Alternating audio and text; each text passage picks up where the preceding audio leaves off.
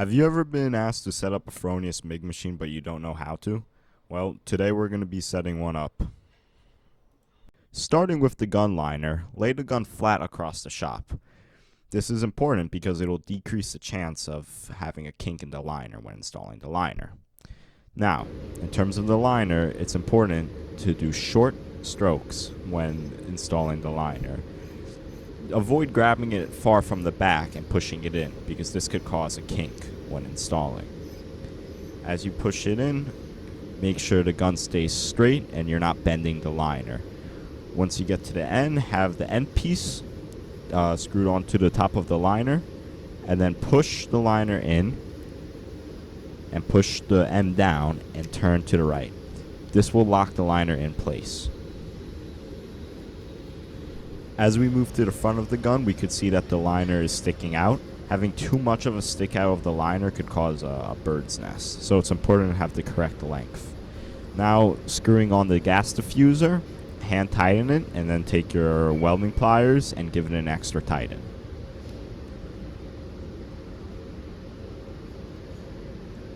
Moving on to the installation of the bayonet, make sure the lock on the inside of the machine is open. And the important part of this step is to make sure that the nubs are aligned with the grooves in the machine.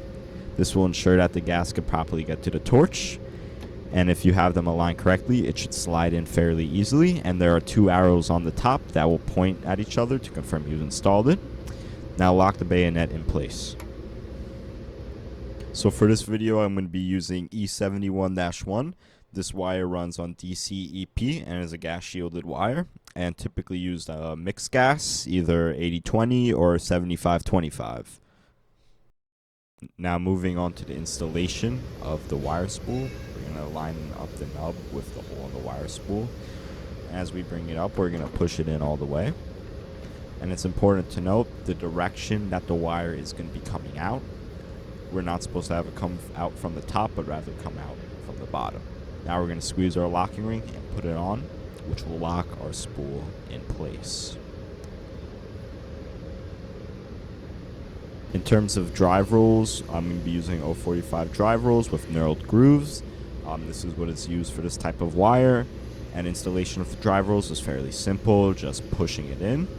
And then the thing to the left of my hand is used to hold them in place. However, I'm not going to put it on yet because it's easier to see what I'm doing without it on. When we start installing the wire, we have to be careful to not let go of the wire, otherwise it will unravel itself and create a huge mess. And when you cut your wire, make sure not to cut behind you, but in front of your hand. And now we're going to carefully feed the wire through the holes onto the bayonet. Another important thing to note is your drive roll tension, which is adjusted with that. If you have too much drive roll tension, it could cause a bird's nest, but if you have too little, you may have slippage.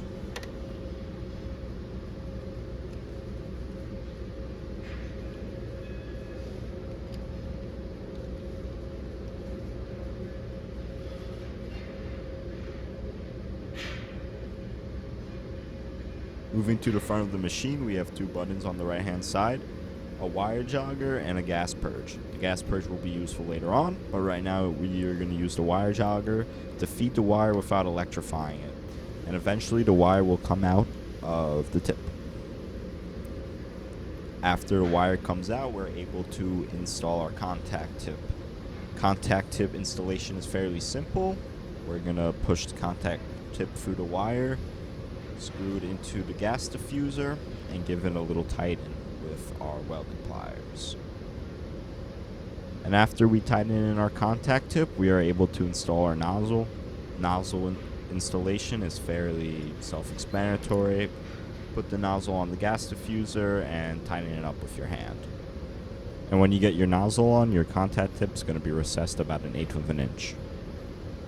Moving on to the gas side, we're first going to turn on our lever. That's going to allow our gas to flow.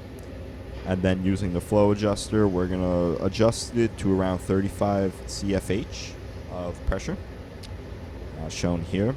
And you could either press the trigger on the gun Or if you want to save wire, you could simply press the gas purge to get the right amount set. And as you can see, when I take you around the machine, this line will go from the meter all the way to the back and into the machine.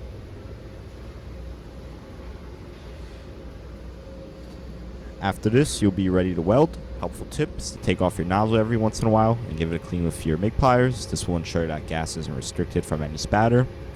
Hope you guys learned something, and go out and weld.